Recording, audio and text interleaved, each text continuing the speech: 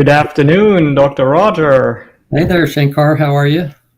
How are you? I'm great. I'm great. I'm Uh, good. how many people actually do call you Dr. Roger? Because you are really Dr. Mochigema, but I always wonder how many people, out of 10 people, how many call you Dr. Roger versus Dr. Mochigema? Oh, that's a good question. Well, when we started the clinic, we just got people used to calling me Dr. Roger. But if I have patients that have been with me for many years, those tend to call me Dr. Mochigemba, the ones that knew me years ago before I started Direct Med Clinic. Oh, that is very interesting. Yeah. And then of course you get the question often, where does the name come from, right? Right. That's a famous Polish name. My ancestors settled the first Polish colony in America, which is about 50 miles southeast of San Antonio. Here in Texas, huh? Yes, right. Interesting. Well, great. Well, let's talk about something that, as always, you are very passionate about, offering accessible, affordable healthcare for That's, all, really. that's right. Right.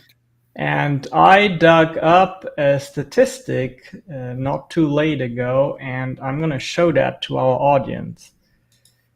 So essentially, it says here that the employee premium contribution for family coverage is basically up 71% in the last 10 years.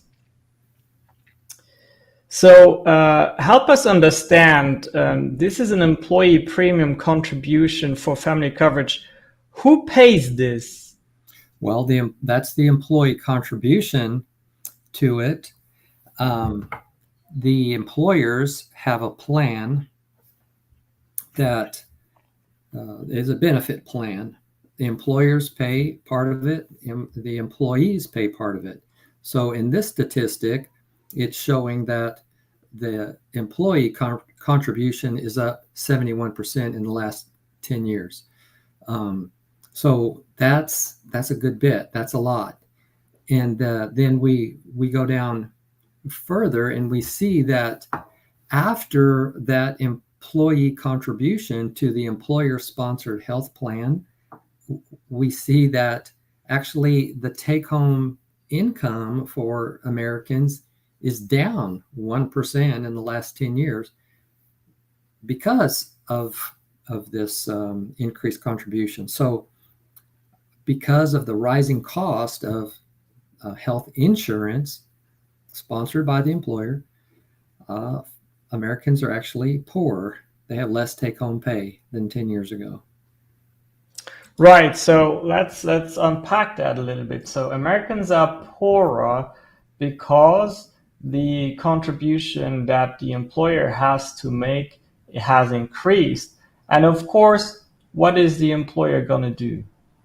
So, right, the employers are contracting with an insurance company to provide a benefit plan, and over the years, those insurance costs are going up, and so what the employer has to do is they tend to just pass those costs down to the employees, Mm. or they increase their contribution. So the employers will pay for part of that healthcare cost, but then they also ask the employees to. Right. So that's sad. Or And then so that brings us to talk a minute about open enrollment, and mm, makes us wonder, how many people are having open enrollment but electing not to to use the benefit plan that the employer is offering. And we've mhm. seen that a lot with different employers as we talk to them about what we do, and we see that sometimes a fairly significant percentage of their employee population is uncovered, even though they're offering a plan. Yeah, they're offering something, but realistically, the employee still cannot afford it, right? Right. And I am a tiny employer, if you will. I have about 10 employees that I have a health benefits program for. And I'm the first one to admit that within your first, let's say, 2 years of being in business, it is close to impossible to offer something. Unless, of course, you know Dr. Roger Moshigemba, right? Right. Right. So what is what is hard for me to see is that so many people, so many employers think that having insurance is the same as having a doctor, and having healthcare is so expensive. Well, it's not that having healthcare is so expensive, but having health insurance is so expensive. So what we offer in direct primary care is access to a doctor that is affordable. You know, we were looking at those numbers on that slide. For a family, it'd been like $6,000 of an increase, right? 6,000, up 71%. That's the employee premium contribution. Well, a direct primary care plan might cost a family like $3,000 a year. A year, yeah. A year, right? And so it's less than that in our clinic. And so I hope that employers can or individuals can tune in to what we're going to do next week on May 3rd at 10:30, where we talk about direct access and direct care to a doctor or a clinic, and how that makes sense to decrease the cost of health care, not health insurance. It can also probably do that if we get some brokers talking as well about how they can integrate direct primary care. But we're going to talk about reducing that, and that's a beautiful thing for an employer, because if an employer can decrease their spend on the healthcare benefit plan that they offer, then that means their employees can take home more. Yeah. And then they can take home, or they actually go and see the physician because they can afford it.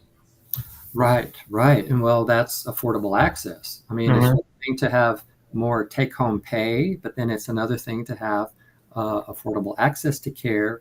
And if an employer can provide affordable access to care, that could be also a retention tool.